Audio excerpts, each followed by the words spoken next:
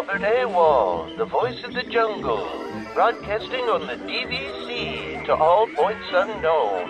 If you're within the sound of my voice, you're listening to Welcome Home Podcast on the DVC.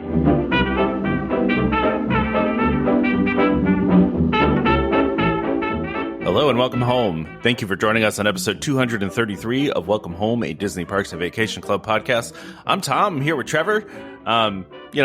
We'll have Damon someday. Damon is maybe, or he. You know what? Playing tennis. Yeah, he's doing tennis, but I have to wonder. We found out that the company that we use to record this, or it's a service that they have a mobile. Or you can record now from an iPhone, because you couldn't do that before. You couldn't. No, Damon's been asking for that feature for ever, and it's not something that's offered by most of these recording companies. In fact, I don't think anybody does it, to be totally honest. So. Yeah, which is understandable because it's very hard to get good quality recording off of a mobile device. But we'll see how Damon comes in today. He may actually try and join us from his phone, phone. Yeah, may be interesting. So fair warning. Yeah, we'll see. Yeah. He's gonna do his Kool-Aid Man thing again. We're just gonna bust in randomly at some point. Where he's gonna. Yeah, I wish he would just do that one time. By the way, where he would just come in and be like, "Oh yeah," just like all. That's how he starts. Just doing the Kool-Aid Man. Why don't they do the Kool-Aid Man anymore? I feel like that's not a thing anymore. Corporate identity and branding, and I know nobody wants to be fun anymore. I know, but the Kool-Aid Man is so much fun. There's a lot of mascots and stuff for companies that they've gotten away from that, were a lot of fun and made things definitely more appealing. And I honestly don't know why they got away from them. The Kool-Aid Man doesn't seem like, I don't know. It why would you stop using it? Because it's that's what I'm saying. A kid's icon kind of thing. That's I feel like Tony the Tiger's not a thing anymore either, right? That was a huge one too, right? Yeah. I don't know. Yeah. I think that one's, it's hard to replace the voice of Tony, or I shouldn't say it's hard. They've done different versions of him, but it's when you're used to the very deep Tony the Tiger, which, coincidentally is Thurl Ravenscroft from the Haunted Mansion. Look at that connection. Look at that. Isn't that amazing? Look at that connection you just made. That's great. We're going to talk Haunted Mansion today too, actually. Yeah, I know. So it's funny when you have a voice actor like that does a character, and it's so iconic. That I get, at a certain point they have to retire, and it's you don't even want to try and duplicate it because it just sounds weird, right? You mean when they replace Kermit the Frog and it's terrible? But yeah. What's weird to me though is I feel like Mickey Mouse through the years has been many different people, but the consistency has stayed, right? I've never been oh, that Mickey Mouse sounds way different than the other ones. It's pretty much the same. Been pretty consistent over the years, And I think that says something about the particular the cadence and the sound of Mickey Mouse, right? That like you said, it is a little more loose versus Kermit was a very specific voice done by Jim Henson. Yeah. I don't know. But even the guy that did it after Jim Henson, that is almost the iconic Kermit voice to me, right? That's the one that I always remember, right? And it sounded pretty similar to Jim, right? But it was just this new guy I know I've ranted about this too much. I'm sure people are tired of hearing me talk about how much I hate new Kermit. But why don't we when they do more Muppet stuff in the park, and then I can how awful it is. Then I can yell about that. But no, I do think it's interesting that for Mickey and Minnie, and even the other, Goofy's been done by the same guy for a really long time now, but it's just kind of amazing they've been able to be that consistent with it, over the years. And it's, even when the last voices that had done it for a really long time, there's a new Minnie Mouse over the past couple of years because the old Minnie Mouse passed away. And I just don't think you can tell a difference. I've never gotten to a point where I was like, man, this new Minnie Mouse, terrible. They just all, they all sound the same. And it's, I guess it's not a bad thing. I guess the consistency is good. And I mean, I don't know how heavily they process that. Like, so maybe that's, studio magic kind of thing, but, and Kermit's a little harder because, the Muppets are kind of live performers, like I mean, you could still studio it up for recorded stuff, but, I feel that it's also the, like, it's not just saying, well, they can fix it in post and everything, but it's getting whoever's doing it to really work on like you have to appreciate the fact that, there's people that can walk in and do a voice impression and, it's very good, but, there is work that goes into it. Like, I don't know if you've ever seen, there's a YouTuber named, Brian Hull. If you've, is he the one that does all the Disney voices? Like, he does impressions of the characters to the characters at the park, which is, the videos themselves are amazing, but you can see where, and if you watch any of his other videos, like he does voice work and impression work, and he does talk about it is a process, and, voice actors do have to, work on it. And it's not that they hire you because it's like, oh, you sound like Mickey Mouse. A lot of times it's like, hey, you're close, but you got to, here's some things to work on. And they got to take that back and, change inflection, change, tone, all that kind of stuff. So, you got to that's the hard part is that, you got to appreciate that somebody is putting work into it, but when it doesn't quite hit the right way, it's, it's very disappointing, for us. And I'm sure for the, the person doing the voice too, because, they wanted to put out something good. And if it doesn't hit the mark, that's that. I would see that as, a bit of a failure by myself, but that's me. Not to go way off the Disney reservation, but there was a South Park documentary years ago about how they make South Park. I don't know if you watched that one, but they I think it's Trey does the voice of Cartman, right? But when he does the voice, he doesn't actually do the voice. He kind of does it in that inflection, and then they run it through a filter that makes it into that voice, right? So there's some movie magic that can happen, right? There's some things you can do, but it's wait. I love this new app. Here we go. No, I'm actually about to get in the shower, so you just have to stay tuned. Oh, God. But I wanted to try it out. Please make sure you hit mute. Well, I'm gonna mute myself when I shower, but yeah, I love the app though. This is Damon has been waiting for an app so he could tune in from all the various locations that he's at for so long. So it's a good thing that Damon's an Apple guy, because Trevor and I could not do this. They don't have it for Android yet, so it's just iOS. So of course. That's hilarious. Right, so Damon will be back in a bit. Damon's here, but not here. Now everybody has to have the image that Damon's showering. That's terrible. I don't think we need that in our lives. All right. Anyway, let's get to listener questions. Yeah. What a weird tangent to start off on. This went into a weird place and came back from a weird place. So I also, by the way, though, I don't know if you do this. I do this all the time, and it makes me laugh. We'll just be watching something random, some random cartoon, and I'm like, that voice is Jim Cummings. He's just because you can tell, you can hear. His voice is very, very clear. Even when he's doing a bunch of different voices, in different inflections on his voice, you can always tell when it's him. And I'll be like, I bet you that voice is Jim Cummings. Then I look it up, and sure enough, it is. And there's a couple voice actors like that, it has a rasp to it. That's what it is. It's a very specific rasp that, if you listen to Pete and Darkwing Duck, he both of those characters, although they're different. Yeah, exactly what you're talking about is you can hear that it's Jim. Or then you have what's his name, John DiMaggio, who does Bender on Futurama, who just does the same voice always. He's also Jake the dog on Adventure Time. Adventure Time, but it's the same voice as Bender, though. That voice, almost, pretty much the same voice, right? So it's he doesn't really seem to do all that differentiated stuff, but. Yeah, you're right. I feel Billy West is another one of those too that you can pick up in a lot of places. Sorry, go ahead. One that I'll be sad about because he's been doing it for so long is Frank Welker.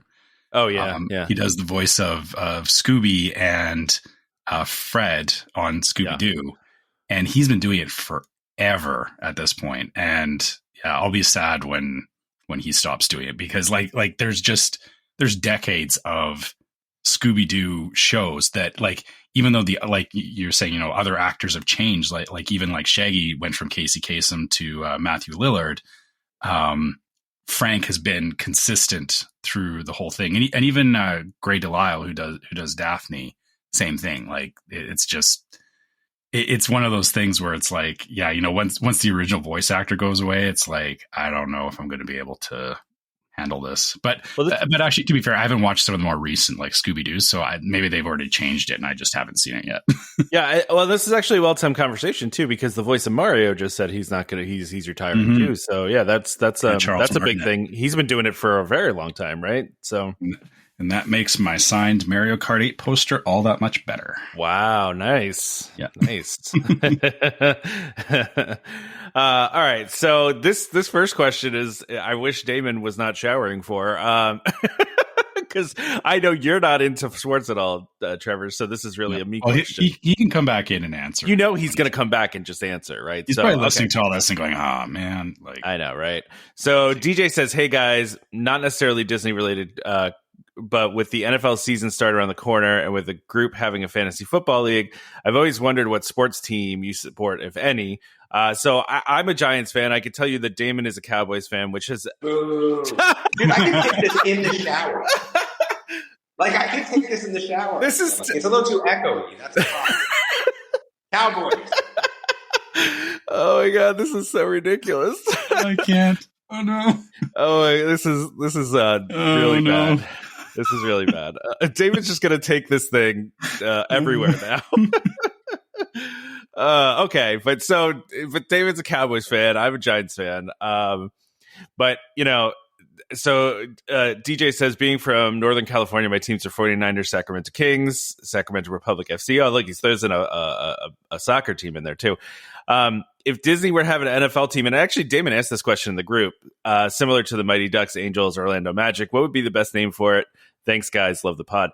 Here's the thing. I feel like the Magic took the best name already, right? I feel like that's got to be the name, but it doesn't really feel like a football team name. What were you going to say, Trevor? I mean, Mighty Ducks is hockey, and I mean, Mighty Ducks is... Yeah. That was good. Like when the whole Mighty Ducks thing came around, I think they definitely did good with it. You're right. The Magic is the obvious choice, but I feel like there's something better they could do. I just don't know what it is. I don't know what it is. There's got to be like a tie-in or a pun or something that you could name a team after. Because I think if you do word association with Disney, I think you say Disney and the first thing somebody says is magic, right? That's like your word association, right? Yeah. Yeah. I mean, you could get the Princesses. Could you imagine a football team called the Princesses? The Fighting Igers. I don't know. I mean, I can't really think of what it could be, Yeah, it's just Magic is the one that comes to mind. I'm really kind of lost on this because it needs to be football team names are kind of I don't want to say tough names, but you want to have a good tough name, I guess, to it, right? Even the Magic is not exactly the most intimidating name in the world, right? Yeah, it's either an animal or something strong, tough. You're right. It's always it's never. I don't know. I got nothing. Giants, Titans, yeah. Well, there's already the Giants though, and there's already the Titans, right? So So I mean, I guess you could do the Sorcerers, maybe. Yeah, I mean, Sorcerers could work. Could you do the mice, the Orlando Mouse, the fighting mouse? Yeah, I mean, I guess you could do the Ducks for Donald's, right? Ducks are not that bad. Yeah, I mean, you already have the Mighty Ducks, so you could do Ducks. You could have a Ducks football team. Yeah, why not, right? Yeah. All right. Yeah, this is a hard question. Right. But thanks, DJ, for writing in, and I appreciate you saying you love the pod. That's very kind of you. So Chris says, after seeing all of the blogs about how, and this is a question that's really well positioned for you here, Trevor. After seeing all the blogs about how empty Disney's been around the hurricane, would this make you ever want to experience one while there, just to say you did it and to see what the experience would be like? Trevor has firsthand experience with this. So. Okay, so would I volunteer? Would I want to volunteer to be there for a hurricane? No. Because I have rescheduled a trip because of a hurricane. Because the thing is yeah, the park is quiet and all that, but it's not just the park. Like everything else is shut down for a while, which because it's not like and especially with the way a lot of the hotels are spaced out, it's not like you're contained to the hotel. Like it's like if you want to go get food, you have to go outside, which, during a hurricane you're not doing. So you have to be very, while the hurricane is coming through, you're really stuck in place. Right. And it is definitely an interesting experience. Like, when we experienced it, it came through at night, and it was, we were sitting in the room watching TV. We had gone, way beforehand, we had bought food. So, we had food, we had, we had everything we needed at that point, and it was, it was just a lot of noise. And to be fair, considering ours was only a Cat 1, I think the one that just came through was a Cat 3. So, I don't know what the difference is in terms of like how bad that feels to be. And I mean, a Cat 1 wasn't, it wasn't fun. It was a lot of noise. It was definitely worse than in terms of, wind and stuff flying around than any storm I've been in where I live. So that part was interesting to see. Would I want to basically shelve a day to 2 days of my Disney trip for that experience? No, because So like when it happened with us, it was that we were there on the Wednesday. They announced that the parks were going to be closing early at like 2 or 3 o'clock or something. So like we left the park, went back, went into the evening. By the next morning, the parks were open again by noon. So we really only lost like a day, but because of the beforehand, it wasn't like, we just stopped and went to our room and whatever. It was like, all of a sudden we got into a mode of like, hey, we need to do some planning for this. Do we have, we don't know how long things are going to be down for it. And the thing is you don't want to, you don't want to be like, oh yeah, things will, it'll close down, open up, and everything will be fine. It was like, I don't know if, I don't know if we're going to have, or, if we're going to be able to get water when like afterwards, people know. Buy up all the water and food and stuff like that. It's like, you want to make sure you have at least enough stuff for your family. Like I was assuming it could be another, day before things were running again. Luckily for us, that wasn't the case, but I don't like being in that position of, having to plan for something like that when you're supposed to be planning for, what park are we going to next? What ride are we going to next? Right. Like it does take a big chunk out of your trip.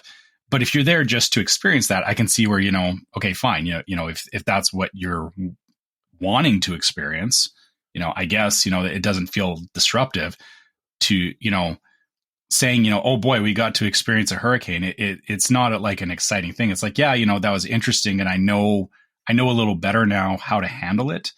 But, that doesn't mean that on my next trip that I'm like, oh, I hope there's another hurricane. That was fun. Like this strikes me as like one of those Disney checklist things where it's like, oh, I want to be like when you've gone to Disney so many times that you like want to have like new experiences that are weird and unique. You know what I mean? Like getting evacuated from X ride, right? Like, whichever ride it is, or, seeing behind the scenes. Yeah. Yeah. Like, yeah. It's like when you get really deep into like having gone to Disney a lot and, it's one of those funny things. I probably if anything, so it's interesting because, with this last hurricane, my mom lives in central Florida, and we've talked about this bunch. And initially the path of the hurricane was going to go right through where they are. And I was trying to convince them to come up here. But my sister, her in-laws are DVC members. I've talked about this before. They have tons of points, and they live in the same neighborhood as my parents. And, she was trying to convince them to go down to Disney to shelter from the storm at Disney. So, but they ended up not having to because they didn't really get hit in where they're at. So, but I just thought it was funny. It was like, no, like locals and people there were like, when there's a hurricane coming, you go to Disney because they build all of their stuff to withstand like a category for a hurricane. So that they're not only going to take care of you during that time because they have hurricane ride out crews, right, that will stay at the hotel with you and be there. And they have those people. And we actually, because it's interesting, Trevor, because we had that hurricane right at the beginning of our trip the last time. Mm-hmm. And so I actually was talking to some of the cast members just kind of about it, and what they did. Cause that one really hit, as right. So, cause that was the same hurricane you guys went through. Right. So like, we just missed you guys, I think. Right. Mm-hmm. That was the same one. So, so I mean, it's they have people that ride out at the hotel with you, and it's so they can always have people ready to serve, to help you, and Disney knows how to handle these things. It's just something they're really good at. So a lot of people will ride the hurricanes out there, and it's a good thing because they engineer their buildings very well, and it's a very safe place to be. So, but I don't think I'd go out of my way to do it. No, and actually to your point about the ride out crews and everything, I will say. The one thing that I guess, if you wanted to experience a hurricane, I don't know why you would want to, but the one thing that actually was very interesting was the change of vibe at the parks and at the resorts leading up to it. That is something very interesting that, talking about bucket list things is, that day when they're closing things down early, there was some people that were like, oh, let's rush over here and whatever, but you could kind of see people slowing down, and it was very like people, because Disney is very like if you just watch people, you can see determination on their face. You can see like they have somewhere they're going, and they're focused on whatever their plans are. And when the hurricane was coming, people seem to kind of like, okay, well, whatever, like they seem to mellow out. And then when we were back at the resort, like I remember going into the lobby at the Polynesian because all the stores were like the mercantile and everything was there.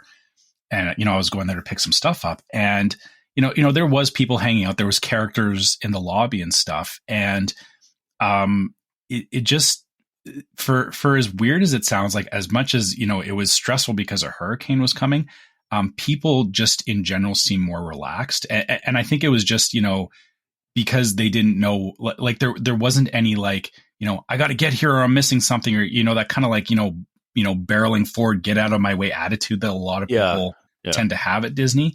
It was very like everyone seemed a little more polite and a little more like, hey, no worries. Like, right. Yeah. It was, it really, it was strangely calm. Like, so, that's something that I would say, is probably the most unique experience I took out of it. I didn't like, the wind at 3:00 in the morning. That was, that's scary. It's not great, but, but just seeing people like being at Disney and seeing everyone kind of, wind down and chill out for a minute is something you don't get to see very often. So there's that. So I'm back. Let's see if this works. Headphones on and everything. So my parents were just there actually. Yeah. During this hurricane. Oh, okay. And they were through the big one where it actually was shut down. So they've been through two. As I was talking to them this time, they were looking to cancel some of their stuff. I guess they had, the Keys of the Kingdom tour, which they loved, by the way. But they didn't cancel anything. They liked it? They did. They loved it. It's a great tour. Yeah, it really is. My mom's a little bit more like, she's read all the Disney books and she's all about that. Like I don't necessarily have an interest, but they did enjoy it. And again, since it was just the two of them, it was a lot cheaper. But this is the second hurricane. Like I said, they were through that really bad one where Disney was closed down for a while. But this one they said wasn't so bad. I think really for them, it was one day that they decided not to go anywhere until 3 o'clock. That was really the only impact that they had this time. But the last 2 trips for them, haven't been, having a hurricane 2 times in your trips to Disney is kind of tough. But, the parks aren't that busy. So there is that aspect of it. Like, you can probably accomplish the same amount of things, whether you like it or not is debatable. But, they got caught in a pretty torrential rainstorm, they said. But other than that, it really wasn't a huge impact. But, now talking about their trip, the 2 things that, they did find interesting, like I said, besides the Keys to the Kingdom, which they liked, which, again, I don't think I'll end up doing, but they enjoyed it. They also, it was funny when I was asking about those medallions, because those medallions are super cool, by the way. I didn't see the medallion that you were talking about. I just saw you said the DVC one. Yeah. Yeah, I didn't see it. The DVC medallion. Yeah, it's pretty cool. So it was funny. I was so concerned about I really want one of these. And then I was like, 2 days later, I'm like, my parents are in Disney. What am I doing? Like, why am I not just asking them? So interesting story. So in the parks, they did not give them out anymore. And I think that probably because, everyone kind of glommed them in the beginning and they were supposedly, a surprise thing, not for everybody sort of situation, right? So what ended up happening is that when they went back to, did they go to Saratoga or Riviera? Maybe the Riviera, because that's where they stayed. They stayed at Riviera and they got an upgraded room, by the way. Did they like it? Loved it. Oh, yeah, they loved it. They saw the fireworks, they had a fireworks view, and awesome. They really enjoyed it. Nice. And the room was one of those rooms that's a little bit larger because of where it was in the hotel. Oh, yeah, so it's like big. A corner room or one of those ones that has a little bit more square footage. Yeah. Yeah, so they really enjoyed it. But so what happened was I'd said something to them and I'd sent them the picture of it, and I'm like, can you get me one of these? And again, they were in the parks, and the parks, huts were like, no. They went back to the resort, and at the resort, our DVC guide retired. So I guess this may have had a little something to do with it. But when they went back to the resort, and the lady's like, oh, you don't, your guy retired. Like, do you have a person? And they're like, no. And the lady's like, oh, I see you're from North Carolina. Like, I was, grew up in North Carolina, blah, blah, blah, blah. So they ended up getting one. And then my mom was like, I'm going to go back and ask for like one for me, right? Because she's like, why she wanted one, she didn't know. But she's like, oh, whatever. So she goes back and she's like, hey, listen, she explains the whole situation. Like, hey, my son sent this to me, blah, blah, blah, blah, blah.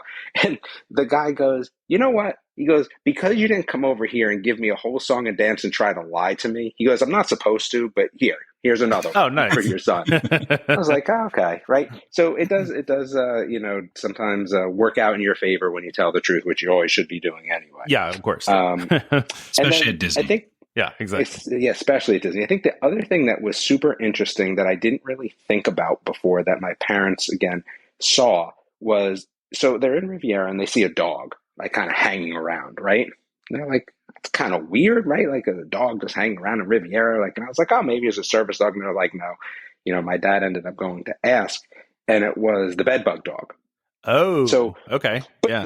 In a good way. So I guess what they were saying is that, they bring in the dogs more regularly, I guess, than people would think to just check. Proactively check, like, so it doesn't get out of control. That's good. Yeah. Good. Yes. Which I thought was a very good thing. Because I never really thought about that too much, to be honest with you, but I've never gone to Disney and been worried about that.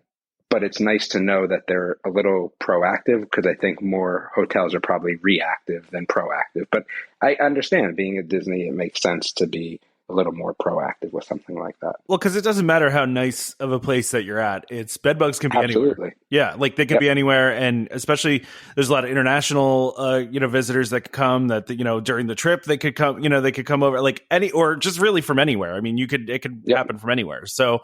Like it's good that they check for that, because I remember they've had issues in the past with it, but again, it doesn't matter how nice and clean your place is. You can have bed bugs at the nicest restaurant, the nicest hotel in the world. It can happen anywhere. So, and I guess the last thing that they said was they really enjoyed Topolino's. Like, I've really want to go to Topolino's. Yeah. They said that it was probably the best food that they've had on site. Wow, they really enjoyed it. Wow, yeah. And then they did the food and wine, but again, like as I, myself mentioned, like, dude, going back to back, Food and Wine, like there's some new stuff, but not enough that it's like I feel like I have to go every year. Yeah, so they kind of felt the same sort of way. And, they were like, well, but then Topolino's was really good. They enjoyed that. And I think that was it. They rented a scooter, but they did this. They said that the best part about Riviera is the Skyliner and the scooters. My mom is disabled, so she needed the scooter. And they said it was so much less anxiety than dealing with the buses, dealing with Skyliner if you have a scooter. Oh yeah, totally. I don't know if I ever told you the story. Like last time they were there, the guy on the bus didn't like say anything to my dad. Like he's like, no, you got to pull it in. And so my dad's trying to pull it in, and then the guy grabs the handle and kind of tries to scooch him in. My dad's hand hits like a piece of metal on the bus and starts bleeding. Like it turned into a disaster. So I feel like, Skyliner way better, especially for things like that. Yeah, absolutely. They enjoyed it. They definitely went to see things again. They did not do Tron, but they, or Guardians of the Galaxy, but they did the stuff that they had kind of done before. And I haven't had a chance to they just got back last night, so I haven't really had a full chance to talk to them outside of that. But I'd be curious to see if they got to see at least some of the walls down in Epcot or not. Yeah, I saw that some of the walls are starting to come down, so it's getting towards the end of that, which is good. So what happens if my phone just dies? I'm assuming you just will find fall out. Yeah, I guess you'll just fall out. Why is your phone? I mean, will it be uploaded though? I feel like. I also want to say too, like we last week, your audio sounded the best that it's ever sounded because we fixed some things, and now you're on the phone app on your headphones with Jeremy level audio. Oh, absolutely, 100%, 100%. I mean, this is not going to be a regular occurrence for me. It's just we changed the day. I didn't actually, when we talk about changing the day, I didn't actually mention a time. And then when Tom and Trevor came back with the time, I'm like, dude, I'm playing tennis, so I'm going to be a little late. And I didn't want to miss jumping in there with all the. No, this is great that we have. You have the phone app now that you can do. So I can do this now, like from like anywhere. Yeah, you can podcast from anywhere. I could be at like. Could I be in the car? Like, I mean, as long as you have a signal, awesome. That would be sketchy. I mean, I guess it depends on where you're going. Like, you sound pretty decent right now. I mean, I mean, I'm just using AirPod Pros, but version 1. It's not bad. It's not bad. Not the worst. But I do have a lightning adapter for the phone. And maybe I could get something better. I'll have to see. But these are fine for now. Get yourself like a little portable microphone that. Yeah, that'd be good. So just we have a couple DVC news items. So DVC adds email notifications for annual dues autopay. So I pay monthly. I don't like paying mine all at once. And I know, Trevor, you don't have the convenience of getting to do this, unfortunately, because they only allow it for US members. But I started getting these emails, and I'm not gonna lie, it didn't freak me out, but I was like, wait, why am I all of a sudden getting this email? Like, this is a little weird. They didn't really warn me I was gonna get this. Like, also, I don't love getting the emails because I kind of try to pretend like the payments don't come out of my account. Do you know what I mean? Not the best thing. I would say, filter them into another folder, maybe. That's kind of what I feel like I need to do. Like, I don't want to see how much it costs. I just want to know, like, I want to avoid that part, Yeah. But more communication's better, though. This is definitely them moving in the right direction, because we know they've had issues along the way with implementing different things, but this seems like it was a fairly easy one. And people should know when those dues are coming out, because I guess you're right. I would want to know. I don't want to sit there and watch all my money disappear out of my account, but at the same time, anytime that I guess there's a lot of services that do this now, where it's like, if you have like a recurring monthly payment, you should be getting notified, and it should be done. Email is the easiest way to do it, and honestly, it's kind of surprising that Disney is like just implementing this now. Like it's kind of late. So they actually send you an email warning you it's going to come out of your account, and then they send you another one once it's been completed. So I don't know. For me, it's probably too many emails, but like, it's definitely too many emails for me. I get so many emails, and I've tried to like kind of unsubscribe and call down. I'm sure there's some sort of preference you can adjust, isn't there? Though. I mean, probably, right? There has to be. Yeah, I'm sure there's a way to turn it off. But I mean, when I first saw it, though, I was like, "This is someone trying to get into my account." Like, it kind of freaked me out for a second because I was like, "What is this communication? I don't know what this is." I'm going to tell you that people on the web are kind of like annoyed by this. Oh, no, like, I know. I saw people being annoyed by it. Yeah, surprised. Like, fair amount of people have been like, "Yo, this is really annoying." Yeah, listen. I agree. I mean, I don't find it annoying. It's more just like, why? Like, I mean, I get it though. Like to Trevor's point, like it's good to have notification, but I just like I would have liked to known before it was going to happen. Like it just kind of happened, you know? What were you going to say, Trevor? I mean, I'll be honest. The amount of email that I get at this point from various things, it's just in the sea of stuff that you get anyway. Like, yeah, exactly. Yeah, that's true. Yeah. And you're right. Like you, Damon. You know, I've been going through and unsubscribing, like because I would get like spam from companies that I dealt with like years ago, and it's like I don't even know why I'm still getting this. I'm not buying anything from them ever again. But yeah, it's too much email is definitely not a good thing. But at the same time, like I said, for something like this, because they are taking something out of your account, I think it's good that they're warning people, because I'm sure that there would be, it's also in Disney's best interest, because if somebody doesn't have the funds in their account, you don't want that monthly payment bouncing, and then that becomes a whole bunch of chaos, right? So you don't want that. Yeah, I guess it's good. I guess, but David's right. You should be able to change the settings. Yeah, people are freaking out about it. Yeah, of course. So DVC's been teasing that they were going to do another Halloween event. So there's going to be a member Halloween event on 6 afternoons in September and October. So the dates are September 25th, 26th, 9th, 10th of October, 30th of October, and Halloween night as well. So it's an exclusive member event over by Disney's Boardwalk at the Atlantic Dance Hall. What I don't like about this event, by the way, is that it's from 2 p.m. to 4 p.m. To me, Halloween doesn't start till it's dark. Like, I don't know. I don't want to celebrate Halloween during the day. Is that weird? Yeah. I mean, at the very least, it should be in the evening, because I feel like 2 p.m. to 4 p.m. is very, like, if you're going to that, you're kind of dropping whatever else you've been doing through the day, going there, like it kind of breaks up your day. But, I guess I could also see, like, that is the hotter time of the day. So, going and getting an event, in a dance hall isn't the worst thing. But like you said, it doesn't feel very Halloween like, because it's a middle of the day party. I'm not going to complain about a free event, right? Like I won't ever complain about a free event. Like I appreciate that it's a free event, and so they have photos with Disney characters that are dressed in their Halloween outfits, as well as complimentary holiday treats, or in this case, Halloween treats. So, but so this event's available to members who are guests. So you have to be a guest. You also have to have a blue card or, digital ID card at this point, right?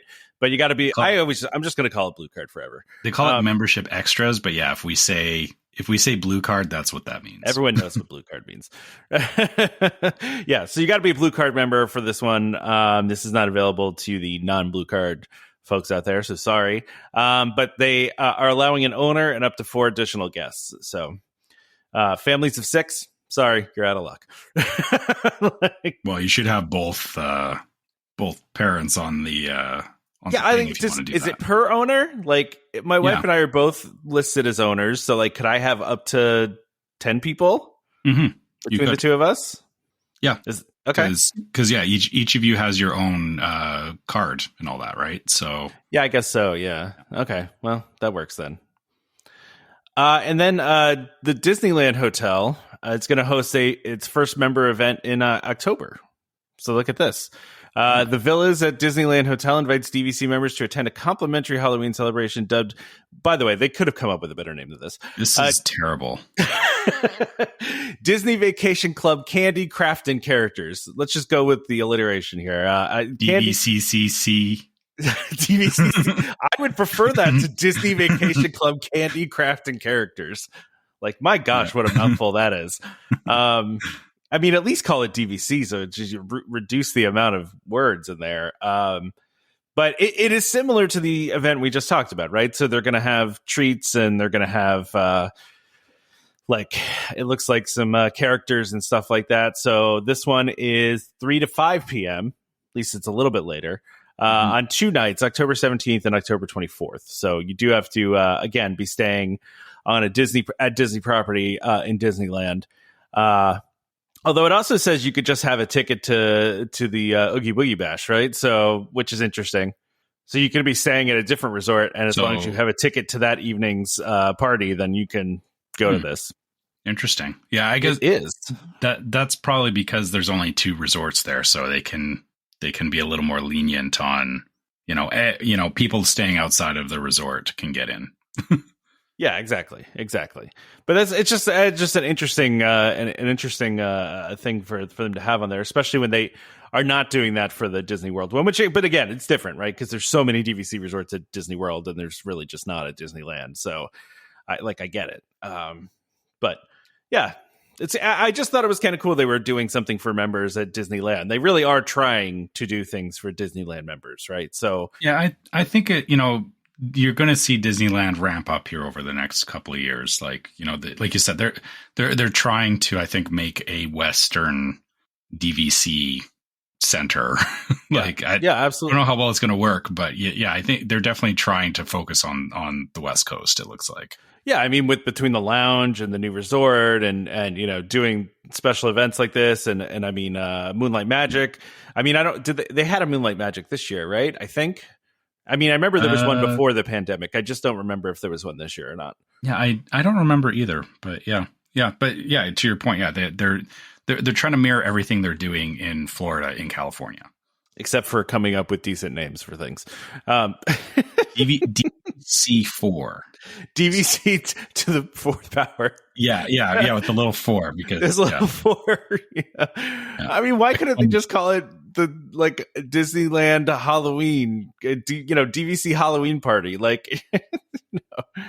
Halloween member event? Like the one at Disney World doesn't even seem to have a name. It's just called DVC Halloween member event, right? Like, yeah, I don't know. Yeah, I don't know what's. I think it's hard to come up with names. Yeah, I get it. All right, should we go ahead and do our ad?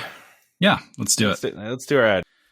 All right. Our sponsor this week is DVC Resale Market, a World of DVC company who is the leader in the DVC resale industry with 13 former Disney Vacation Club guides and 3 former Disney Vacation Club quality assurance managers. If you're thinking of buying DVC, browse the largest selection of DVC resale listings anywhere, with DVC experts on hand 7 days a week to answer your questions. If you're thinking of selling, turn to the friendly professionals at DVC Resale Market, where over 90% of listings sell within 30 days. In 2022, DVC Resale Market helped over 4,400 families join or add on to their memberships. Go to dvcresalemarket.com/welcome home or call 1-844-DVC-PROS. That's 382-7767. When you speak to them, be sure to let them know that Welcome Home sent you. Yeah, please do that. So I had to put this next item on here. I know we've been laughing about me liking food, and that's been a funny thing, right? But so I've talked about this before. I don't like pumpkin. I don't mind pumpkin spice though. And Disney put out an article of I don't like either one of them. Really? You don't like either one? No. And my family loves pumpkin pies at Thanksgiving. Oh no.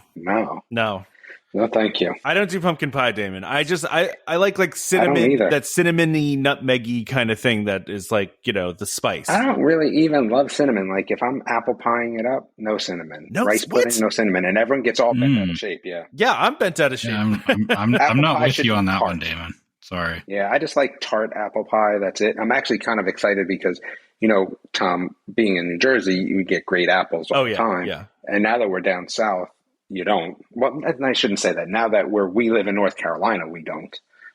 We have different. But we're going up to Virginia. Yeah. We're going to Virginia to see my son, and we're definitely going apple picking. Oh yeah. But, I mean, no cinnamon, but that's my thing. I love a good apple pie, man. If I were going to rank my pies, I think apple pie is probably number one. I love apple pie. I would agree with that, but again, it has to be tart. It has to be a tart apple pie. I bet it's hard for you though to buy a store-bought one because they all have cinnamon. I feel like it's hard to find it. No? You don't buy them or you just make them? No, don't buy them. Like I don't think we've ever actually bought an apple pie. Oh, wow. But that's what my wife makes, though. That's like her thing. So okay, well, that makes sense. That's fair. Yeah, that's fair. But yeah, no, I don't love this time of year when it's pumpkin spice everything. Although I don't mind the pumpkin spice, but it does get up into everything. I mean, it does like seem like everything is pumpkin spice. But so Disney put out an article of all the pumpkin spice treats that you can enjoy at the resorts. So I just thought we'd talk about it because I thought it was kind of a funny article. The problem here is that it's they do sometimes the pumpkin spice, but then they add in like pumpkin puree and stuff. So that's kind of so that's kind of ruining it for you. I mean, I would eat any of these. Like I'm going through this whole list and it all looks good to me. Pumpkin chai cream puff that looks like a pumpkin. I mean, it looks cool, but it's, as you said, it's a pumpkin shaped cream puff filled with pumpkin chai mousse and white chocolate crunchy pearls. Nah. Yeah. No. See, this is the dilemma, though, about not being by a computer where I can see all this. You can't see pictures. I'm out on this food. I mean, I will tell you, though, that I'm getting a lot of dishes done, though. There is a benefit here because I really am getting a lot of dishes done. My wife has been out of town with my son. They were looking at a college in Tennessee, and like everyone was gone. My parents were in Disney because my parents live with us, right? So my parents were in Disney. My oldest is at college. Everyone was gone except me and my daughter, and I was like, wow, like even though it was just like 2 days, I was like, I have a lot more respect for single parents. Like this is not easy. Yeah. This is not easy at all. But yeah, it was definitely a different experience. So the dishes kind of got away from me and they're on their way home from Tennessee. And I was like, man, this is perfect. I love this. I love this. Portable studio. This is the best thing that could have happened all week when Tom said that this app was available. I'm no joke. I got an email about it from our host and I was like, I have to tell Damon about this immediately. Cause like literally you've been complaining about this for years. Years. Absolutely. Years you've been saying, why do none of the podcast hosts have an option for an app? Like, and it's true. I mean, this could be terrible. Like once you go to like mush it all together at the end, maybe this is terrible and that would be bad. I mean, it sounds okay. Yeah. It's not your best quality. It's not as good as you were last week, but I think we just need to figure out if there's an issue. Oh, no, I don't think so. Yeah. I think we just need to figure out a travel kit for you so that you can have like headphones and a decent mic wherever you are, like something small, right? I think it's the mic part. I mean, it's the mic headphones. part. Obviously, it doesn't really matter. And these are just AirPod Pros. Like, I just don't know what's better than this in that same sort of format. Yeah, it's going to be tough. Like, because most earbuds, the microphones are not the greatest, right? So, like, you would have to have some sort of portable. You can get separate plug-in mics, so we can look into something. Yeah. So the problem is with these, right? So for what I have, because my son uses, again, as a musician, it just drives me crazy. He uses his iPhone to record, which drives me nuts. So I was like, listen, at the very minimum, you have to have like a real mic. So we've been able to finagle a USB mic through the lightning connector, but you only get one or the other through that, Trevor. Like you can't have headphones and mic. You can only have one. Mm.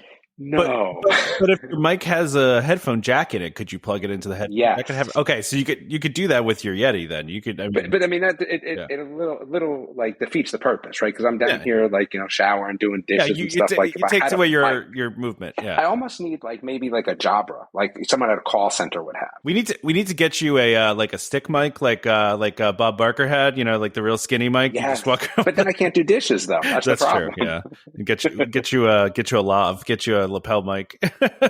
Yes, there we go. Maybe we'll have to invest in one of those. Or I'm telling you, I think maybe a Jabra, like over the ear with the good microphone. We gotta get you one of those ones that they use in reality shows. That's like the necklace that hides the microphone in it. There you go. There you go. We'll get you one of those. I mean, I don't care what I look like, right? That's not the dilemma here. It's just quality wise. Yeah. You know how I feel about quality. But listen, at least we can hear you. You're not breaking up. There's, it's very clear. So yes. So back to the food. Pumpkin churro funnel cake. See, again, they ruined this with pumpkin ice cream. I was in until they said pumpkin ice cream. I will say the macarons are very clean looking. Where are the macarons? Oh, okay. Yeah, those are cool. The eyeball and the pumpkin. Macaroons. Yeah, they almost look perfect. Good. Again, the problem is that they have, or actually, it's a pumpkin spice ganache. So okay, I'm in. You could go for those. Yeah, there you go. Yeah, found something for you. I'll do pumpkin spiced. It's just it's the actual pumpkin itself that I don't like. Yeah, like I don't even like the smell of pumpkin. Like when someone brings a pumpkin pie around me, I'm like, ugh, no. Like I don't know, it grosses me out. But those are Disneyland things. I'm just looking here. There's a Jack Skellington eclair. That's pretty cool looking, man. Is that looks more like Oogie Boogie than Jack Skellington? Yeah, I don't know why it says Jack Skellington. Yeah, it's definitely not Jack Skellington, right? Yeah, I don't know if it looks good though. It does look good. I don't know. Is this just a misprint? I don't know. Yeah, weird. But this that is my pastry though. Is eclairs like I feel like if there was any job title of world renowned eclair reviewer, that would be you. Yeah, but it's a pumpkin cream eclair though. So. And that's just no good. It just needs to be thrown to the dogs. Yeah. Minus the chocolate, of course. The ganachery has their classic piñata, but it's a Donald's candy corn piñata. Oh, that's no, it's not candy corn. It's chocolate. It just looks like candy corn. Oh, okay. And it's filled with white chocolate. It's white chocolate piñata filled with pumpkin spice marshmallows and crisp pearls. I'm not really about white chocolate. Oh, I like white chocolate. I'm just no, it's not real chocolate though. Yeah, I don't like white chocolate either. No, it's just sugar. I have a friend who's a chocolatier, and every time I've said white chocolate around here, she goes, "White chocolate's not chocolate." She's like, "Don't call it white chocolate; it's not a real thing." She gets very mad. Exactly. But what is the official term then? I don't know. Yeah, like what am I supposed to call it? White sweet stuff? I mean, I don't know. White chocolate-like substance? White confection. Yeah. It's a confection of some sort. I don't know. Yeah. It's like, what are you supposed to call it, right? It's like when you see frozen, what is it, frozen dessert or whatever instead of ice cream, or frozen dairy dessert. It's like, okay. Yeah. Not technically ice cream, but frozen non-dairy dessert is what I'm after. Well, yeah, of course. Yeah. Yeah. What is this pumpkin cheesecake bomba shake? What in the world is that? Yeah, there's not even a picture of it. No, but it's a milkshake made with pumpkin cheesecake gelato, caramel sauce, and a pumpkin cheesecake bomboloni. Okay. I don't know what a bomboloni is either. I don't know what a bomboloni is either. What is that? It sounds like an Italian thing. I'm going to Google that really quickly here. Oh, it's an Italian donut. Okay, I knew I'd heard that before. Okay, so it's one of these donuts milkshakes with a donut on top of it. Yeah. Okay. All right, yeah. Whatever. Oh, wait, look at this mini pumpkin, man. Do you see this mini pumpkin? These desserts are cool. Where did it go? This is at Goods Food to Go and the Artist Palette over at Old Key West and Saratoga Springs. Yeah. This pumpkin is awesome looking, man. It's like really well done. And it's pumpkin mousse, caramel, dolce crunch, and chocolate decor, which I'm assuming is what's on the top. But man, that looks awesome. Yeah. Looks legit. It looks like it's dipped. It does. like a dipped ice cream cone. Yeah, I would eat that one, I think, right? Pumpkin mousse. No, it's pumpkin mousse again. What about this, the chicken adobo nachos? What's pumpkin on this? Toasted pumpkin seeds. Okay. Yeah, you got pumpkin seeds. Oh, and a zesty pumpkin cheese sauce. Ooh. Okay, yeah. Not sure about that. Yeah, no. Please, no. I was on board. Everything else is like, yep, good. And then, pumpkin and cheese. I don't know if that's... feel like, no. Yeah, I don't feel like those go together. Doesn't feel like a good combo, does it? Yeah. Yeah, I mean, nothing else is jumping out to me on this one. Yeah, it's all pretty standard, like, just nothing Disney looking. They're just like pumpkin things. Like here's a pumpkin tart, right? Or a pumpkin chocolate swirl cheesecake with a milk chocolate pumpkin coin, which it almost looks like bronzed in the picture, but I'm sure it won't look like that when you actually get one. I should mention some of these things also show up in the next article, which is all about the Halloween food at Disney World. It's a foodie guide to early Halloween treats. Interesting that this article also lists this. Okay, so it was the wrong picture, Trevor, right? Because there is a Jack Skellington eclair on this page. Okay, yeah. And the Oogie Boogie's a cream puff. That was our fault. Oh, okay. That was our fault. We assumed that was the eclair, but it was actually... But they put the wrong picture up. So. They did. but the Oogie Boogie cream puff is filled with cookies and cream mousse and topped with whipped cream. Oh, there you go. There you go. I'm eating that. Yeah. Cookies and cream mousse. Heck yeah. That sounds awesome. This Maleficent cake again. I mean, listen, Amaret's always puts out really cool stuff. Like it's like a legit, place. Like, and so like this mini cake, this petite cake is, pretty amazing looking. And it sounds awesome too. I'm already, sorry, you're talking about that. I'm already down trying to figure out what these Haunted Mansion things are, which is the Haunted Mansion portrait bars. Oh, I thought you were talking about the disgusting looking shake that's above it. But no, that looks nasty. But the bars look good because it's the 4 stretching room. Yeah, it's the 4 pictures. Stretching room painting. Yeah, stretching room paintings.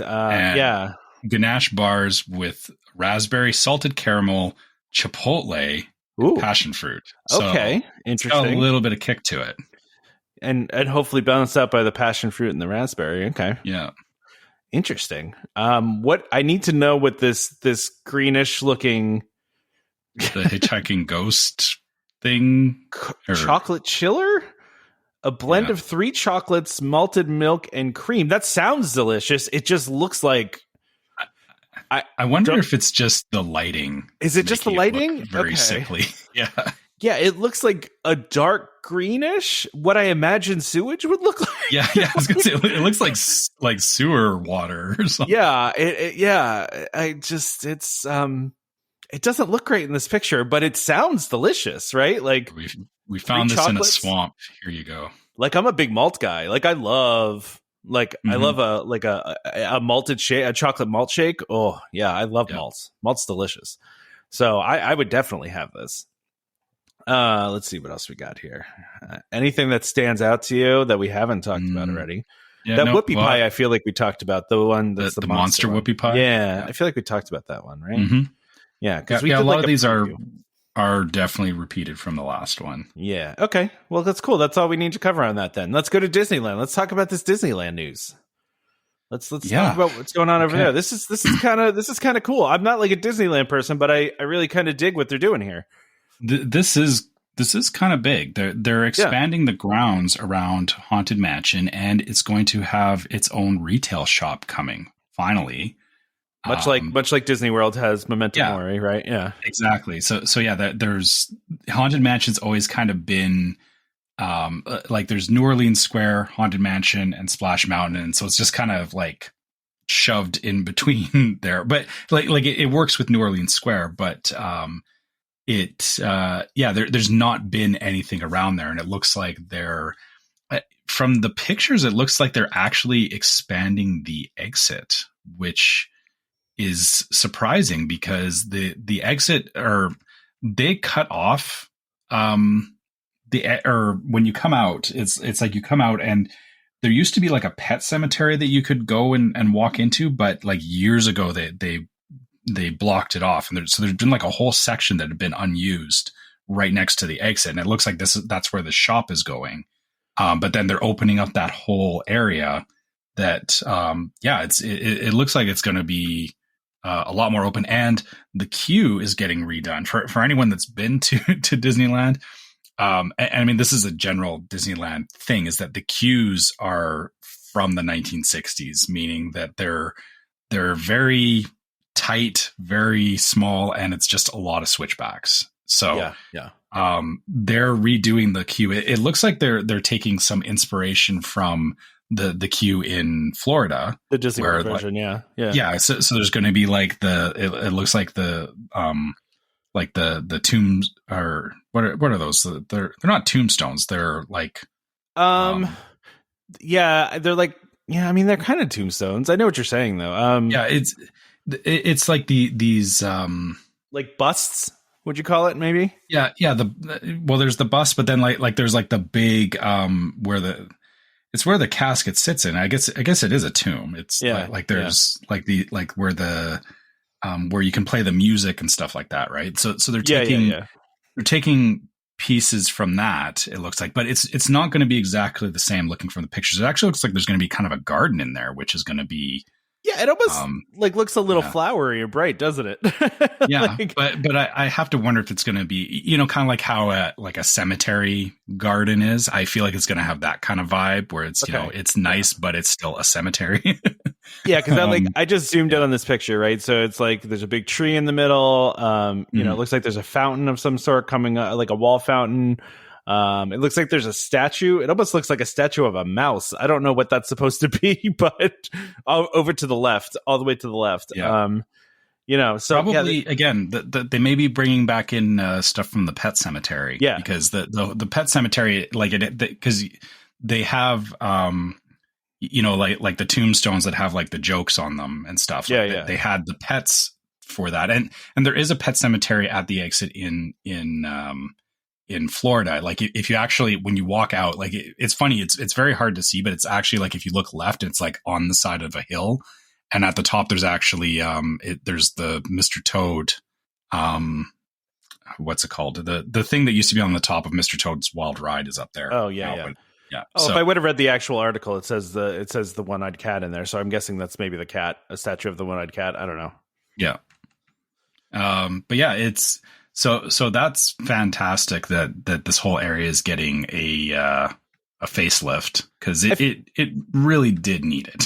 Yeah, no, it's cool that they're doing the the immersive, and it looks like interactive, they're probably gonna do some interactive stuff, because it says unique elements ranging from a water fountain and a gazebo to themed statuary and landscaping. And they'll be able to see a new greenhouse where the groundskeeper for the Haunted Mansion grow their plants, the pet cemetery.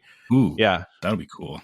Yeah. So, listen, this is great. I've noticed that they're doing a lot of these kind of like beautification projects at Disneyland, seemingly, you know what I mean? Where they're not doing like huge things, but they're doing like what they did in Toontown, where they're like having like these kind of like open spaces that are like, filled with like, more trees, and like, it just feels like they're doing like more of that kind of stuff, more like, I don't want to say call it a landscaping project, because that makes it sound like it's bringing nothing. It's bringing back that vibe that Disney. I mean, like early Disneyland didn't it had a lot more open space, and over time, like as more attractions opened up and everything, you can see where you got things like ride queues and stuff that they were just trying to figure out how to get people into queues so that they weren't lining up all over the different lands and stuff, right? So.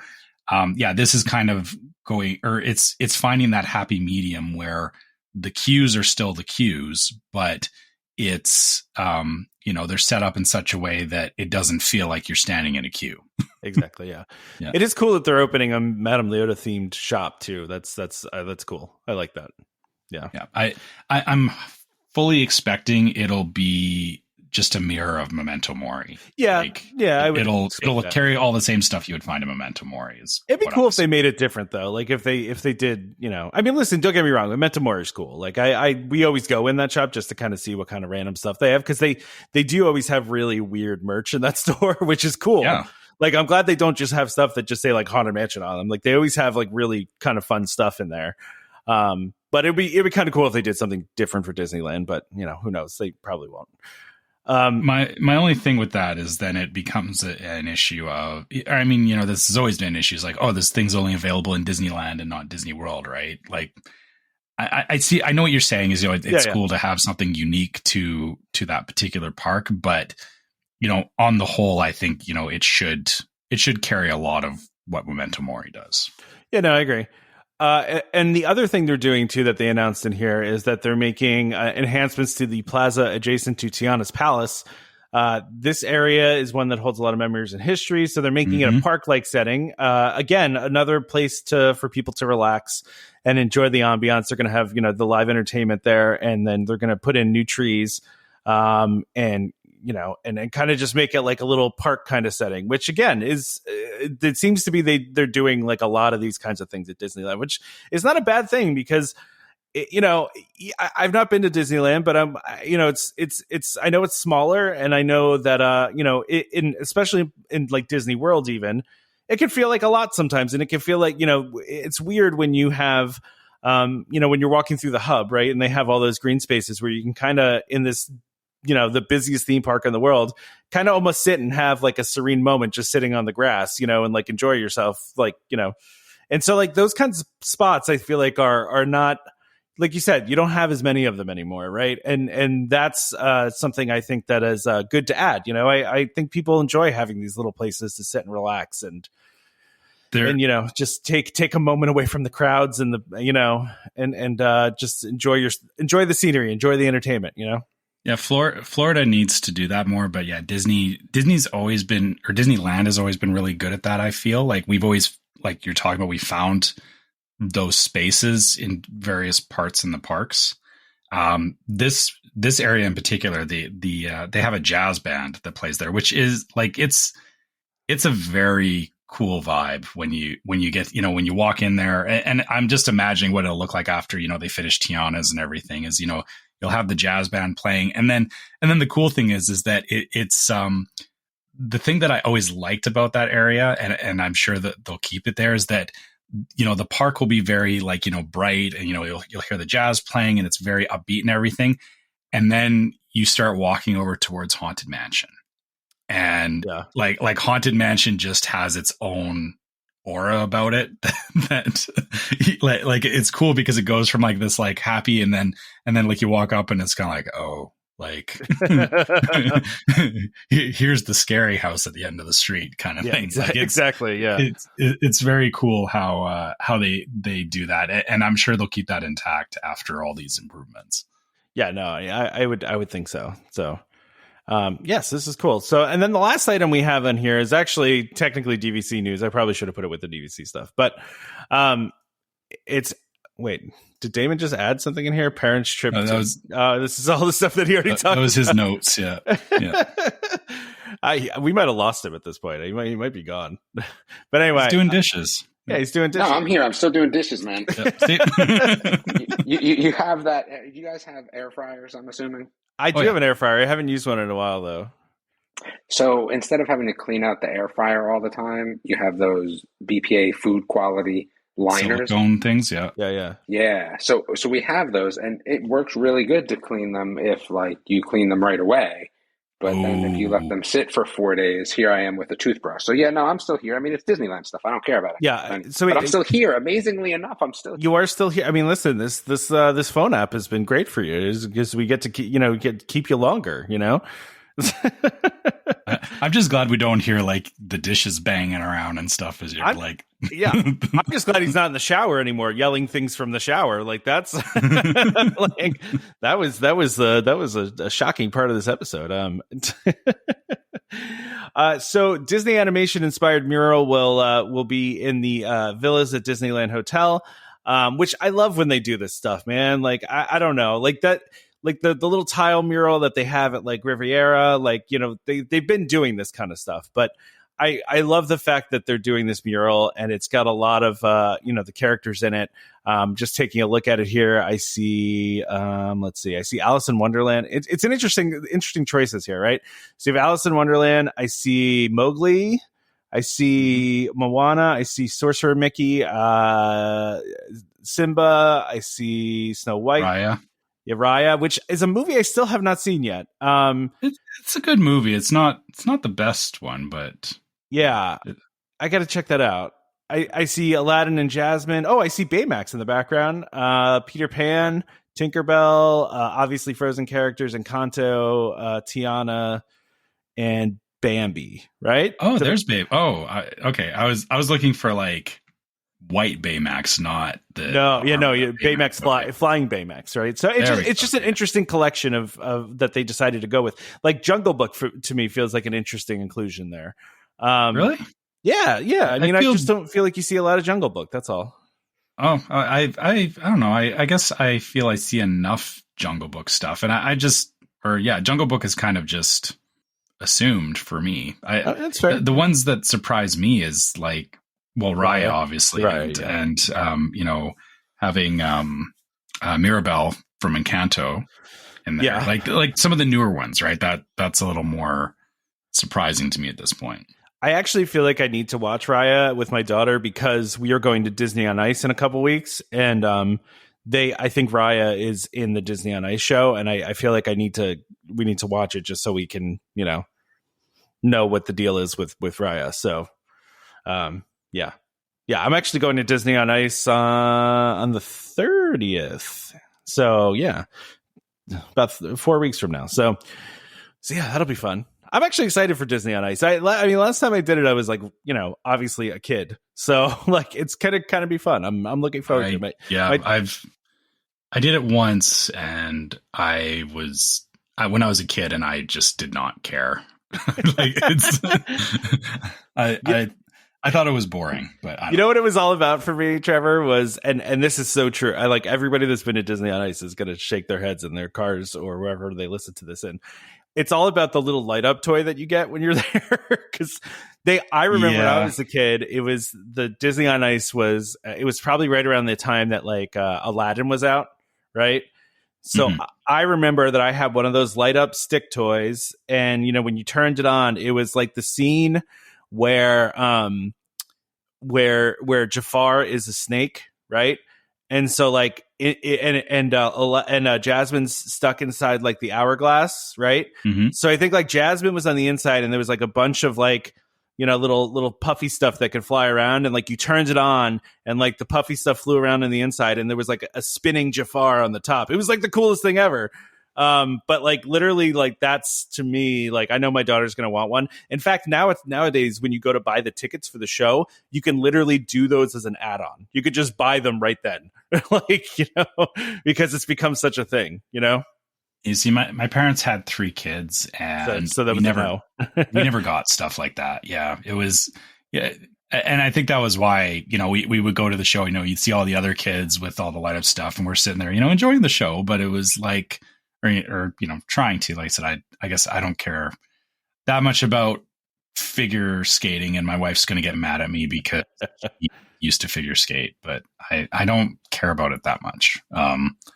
So yeah, to me, the whole on ice thing, and the problem is that those toys, like I get it now as a parent, is like, when your kid's like, oh, this cool toy, it's like, yeah, you're gonna play with that for 5 minutes, and by the time we get home, you'll forget about it. So see, why would I spend the money on it? But my 5-year-old will play with it for a long time. I can guarantee you she will play for a long. Like, we have gotten the most use of anything I think we've ever bought as the bubble wand that we got from Disney World the last trip, the Ariel bubble wand. We use that thing weekly. Like, it is a fixture in our house because my daughter loves bubbles, and it's the easiest way for me to make hundreds of bubbles all at once instead of sitting there blowing bubbles the whole day. So yeah, I get that. Kids all have different things that they get attached to, but like I said, I guess for the cost of those things at Disney on Ice, like, they're not cheap. Oh no, I think it's like $40. I'm pretty sure the add-on was like $40. Yeah. Yeah. I think that was, my parents' reasoning back then. It was, for something, I mean, even if it was like $20 back then, it's like, for, times 3 kids, it's a lot. It's a lot. Yeah. It gets expensive real quick. But anyway, this mural, I like the style of this mural. They actually don't say where it's going to be, do they? They don't. Do they say where it's going to be in the hotel? Is it the lobby, or I mean, I would assume it'll be in. It says the moment they enter the new towers, they're greeted by this mural. So I guess it's right. It'll be right in the entrance. So yeah. And apparently there's a bunch of hidden Mickeys in here, which I have not found any. Although, wait, I just found one. Okay, but there's a bunch of hidden Mickeys in this. So you're gonna laugh at this. I actually know a lot about this mural only because DVC's running a contest. Do you guys know about this? About the contest that DVC's doing? No. So they have a contest where if you watch these videos about the new resort, like they have like 5 different videos, or like, no, I think it's 4 videos, right? And each video you watch, and they're like 5 minutes long, you get 4 entries into this contest where they will fly you out to Disneyland, and you can stay for I think it's 4 days. I think it's 4 days, 3 nights, or 5 days, 4 nights at one in a 1-bedroom villa at the new resort, and all expenses paid, that whole thing, right? So I got an email for this. So I was like, I'm going to enter this contest. Why not? But basically, like, you have to watch this 5-minute video, and then you get 4 entries. And if you watch another 5-minute video, you get 4 more entries until you get to, I think 16 was the max, right? So I just kind of had the video on in the background while it was working, just to get to, So, yeah. Where did you hear about this contest? Because I got an email about it. I got an email. Oh, yeah. I wonder if it might not be open to Canadians. Yeah, that's probably the case. Sorry. Sorry, man. I don't know. I don't know if you can find information. I can forward you the email though if you want. Yeah, sure. I mean, I'll look at the terms and conditions of it. Maybe see if it excludes Canadians. But you should. I mean, I was like, I might as well enter. I never win anything, but you never know. I mean, everyone keeps telling me I need to go to Disneyland, and I would like to go to Disneyland. I just got to make it happen. So, anyway. Yeah. So, but anyway, those videos were all about the creation of the mural. So, and they had like they had like a design contest essentially. Right. So they had a bunch of different people make murals, and then they chose one. So, and I actually didn't look at who the artist is for this. It's in there somewhere. Her name is. I saw it here, and I can't find it now. Oh, here we go. I found this contest. It's called the Stay Inspired Sweepstakes. Okay, yeah, I've gotten nothing on it. So Lorelei Bove, I think, is the artist on this. Yeah, that's the person. Yeah, I don't know who that is though. Oh, she's provided illustrations for several Little Golden books. Oh, okay. We read those all the time. So, which actually makes sense looking at the mural because it does have that Little Golden Book vibe to it. Yeah. Yeah, it does. That's true. Oh, sorry. I'm just reading. Only open to legal residents of the 50 United States. Of course. Sorry to Trevor and to all of our international listeners. I know we have a lot of people that listen in England and Australia and all over Europe. So sorry. Apologies. I'll just plan my own trip down there. The funny thing is since we're talking about, all these things they're doing to improve Disneyland is more like, we've been saying for a while, it's like, yeah, we're going to go back to Disneyland in a while. Like we haven't concrete decided yet because of the fact that there's still enough stuff going on in Florida and like with COVID and everything. It's like, we still want to just go to Florida and experience everything that we haven't experienced there. But I mean, you still need to do like Rise of the Resistance. You still need to do like Mickey and Minnie's and stuff. Mickey and Minnie's. You still need to do Tron. Like you've got a lot of new stuff for your next trip. So yeah, exactly. So we're still very much like let's go to Florida. But the more I'm seeing this stuff in Disneyland, it's like I keep in the back of my head. I'm like, I could probably get 2 days down there. Like, like how could we do a quick trip? How could we make it Disneyland? happen? Yeah.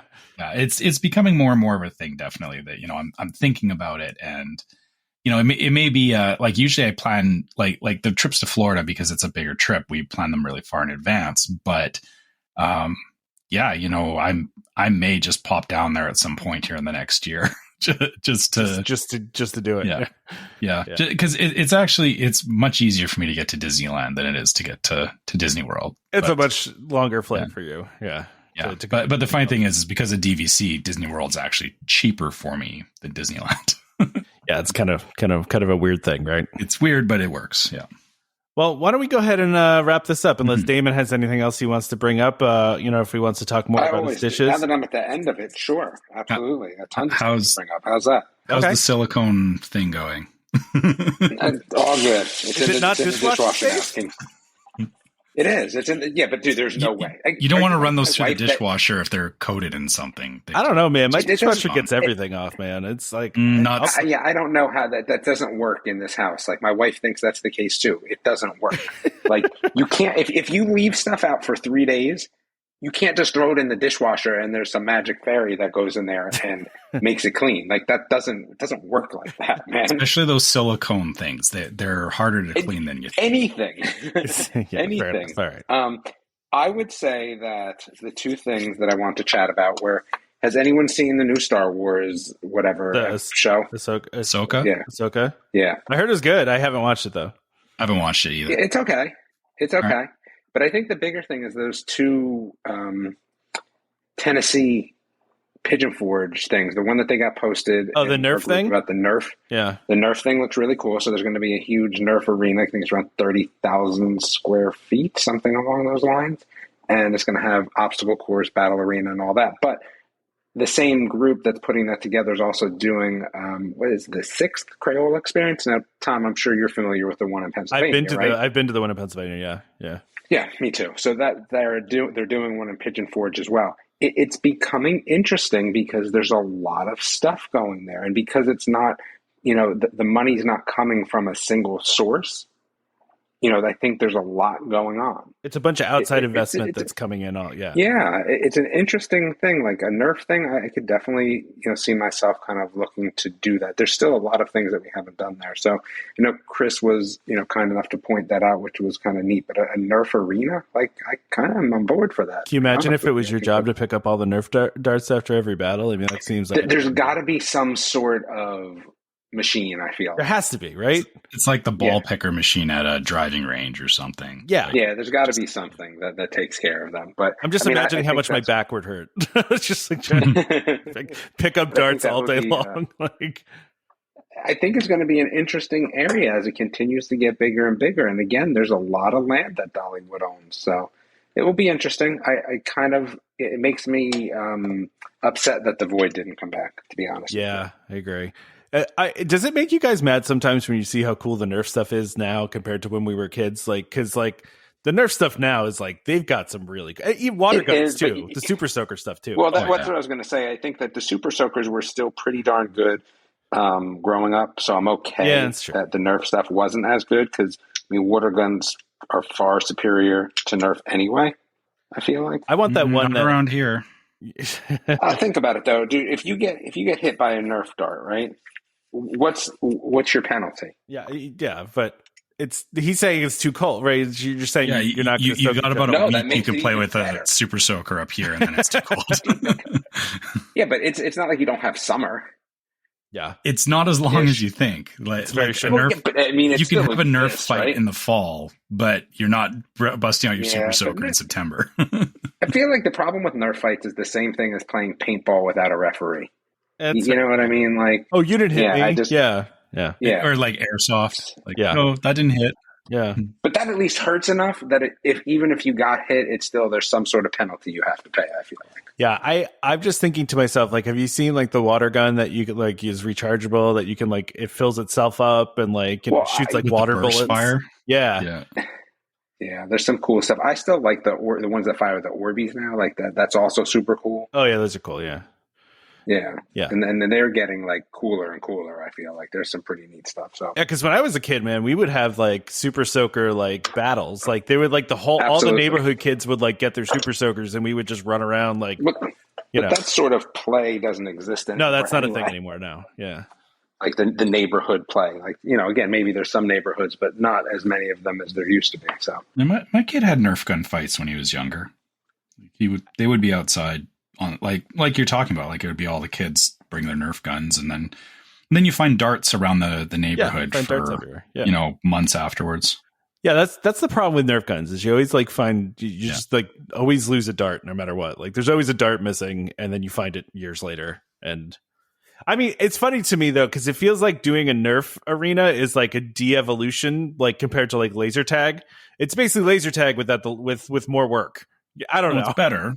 Is it though? I don't know. It is because it's tactile at least. Yes. Yeah, but laser tag, you get shot, it vibrates. You feel it. Like, yeah, but you know what the problem with laser tag is? The same thing. Like, dude, I can block my thingy. Like, you can't block in Nerf gun. You know what I'm saying? Yeah, I get that. Yeah, yeah. That was always the problem I had with laser tag. Was the blocking of the sensor was that was a game plan. That was definitely a game plan. It's like tucking your flags in flag football. Like they were just it was a game plan. But they had that in the rules at our laser tag that you can't block sensors for that. I'm sure, but who's stopping me? But nowadays, though, you have sensors on your shoulders, on your back, on your front. You can't block all of them. Yeah. I mean, I guess. you depends on where you're playing corner. laser tag, I guess, but.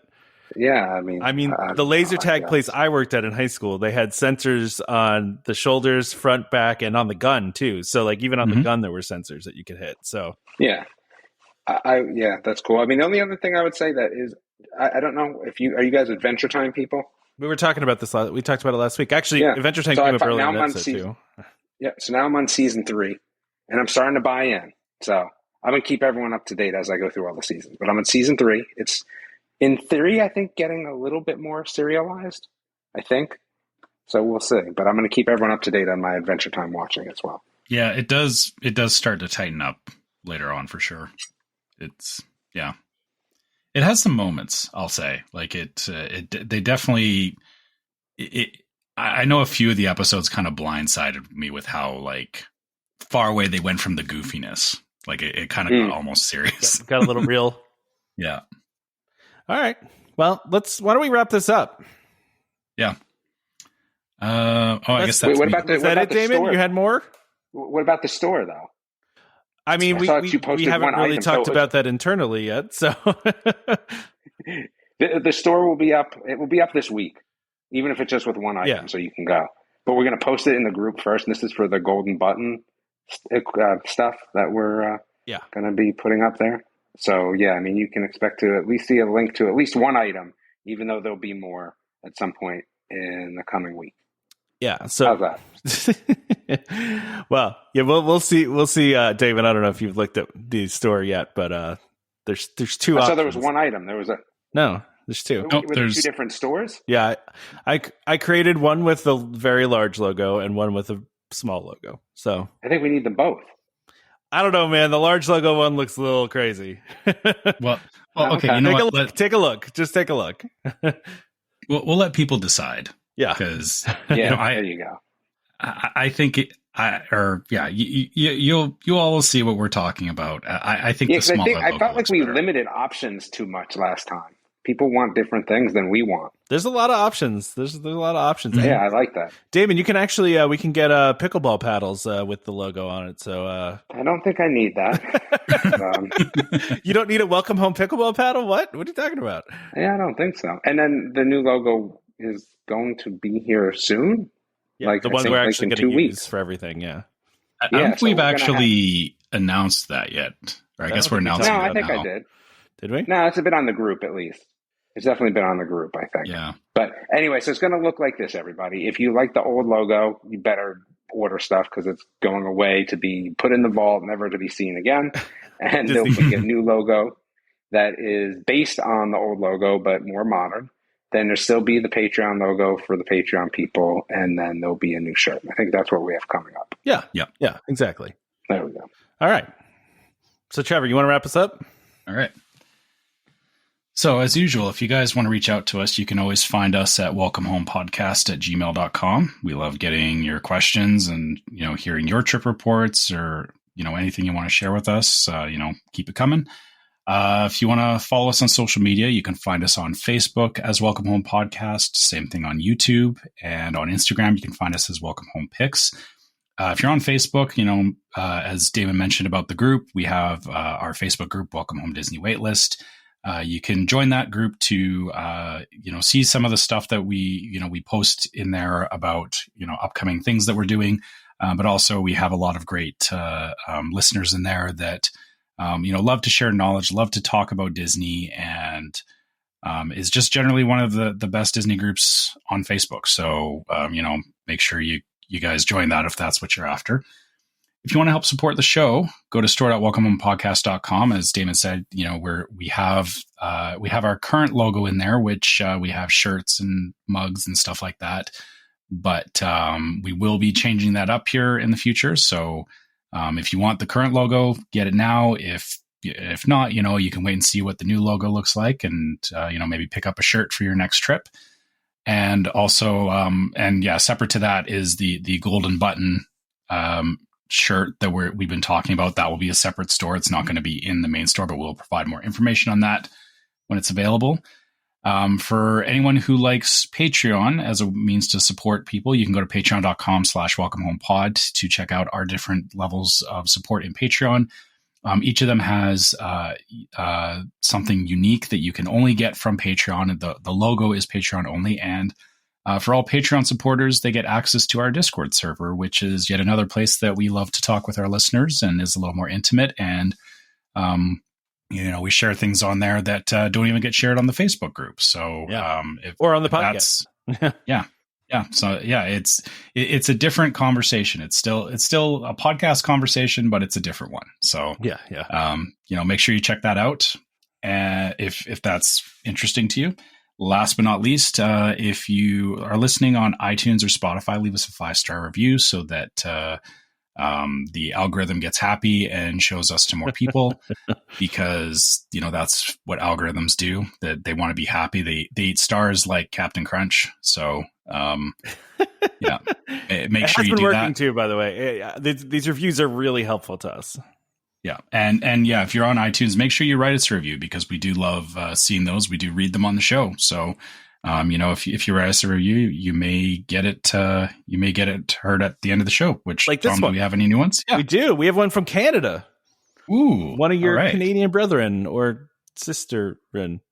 I'm sure I know who it is. You do. Yeah. All Canadians know each other. We all know that. Yeah, totally. So this is from Shawbell72. Amazing Disney podcast, 5 stars. Great Disney podcast, very informative and entertaining. I appreciate the effort and time that goes into producing a weekly podcast. 5 stars and 3 thumbs up. Dude, Tom, you know who that is. Stop. Who is it? No, you probably paid them to say. I did not pay anybody to say anything.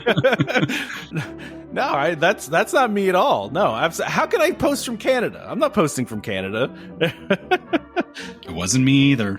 Yeah, but thank you so much, Shawbell72. Is 3 thumbs up good? I mean, should we get more than 3 thumbs up? I mean, if you have 3 thumbs up and can give 3 thumbs up, that is impressive. I guess 3 enthusiastic thumbs up is good. Okay, I'll take it. All right. Well, don't forget to, the other thing that really helps us out too is subscribing, right? Subscribing is a big thing. So please don't forget to subscribe to Welcome Home Podcast so you can be reminded every time we release a new episode. You can find our podcast on Apple Podcasts, Google Podcasts, Amazon Music, TuneIn, Stitcher, Spotify, YouTube Music. Just about any place you can find podcasts, you can find us. Just search for Welcome Home. Look for the one that's Disney. Just a reminder to our listeners, Welcome Home Podcast is for entertainment only. We are not employed by the Walt Disney Company, and as such, all opinions we express on the show are our own. So please consult a DVC representative, a DVC cast member, a regular cast member for more information about anything we talked about today. Huge shout out to our sponsors, DVC Resale Market, for sponsoring this episode, and of course, World of DVC for being continued sponsors of the show and supporters of the show. So please check them out for any of your DVC needs. They are the ones to go to. Join us next time for more Disney Parks discussion. Of course, more DVC talk. We hope to see you all real soon. This is Skipper Albert Awol, the voice of the jungle, signing off from Welcome Home Podcast on the DVC. Do a huddle when we hit its hair. How she can cuddle is no man's affair. I looked around from pole to pole, found her in a sugar bowl.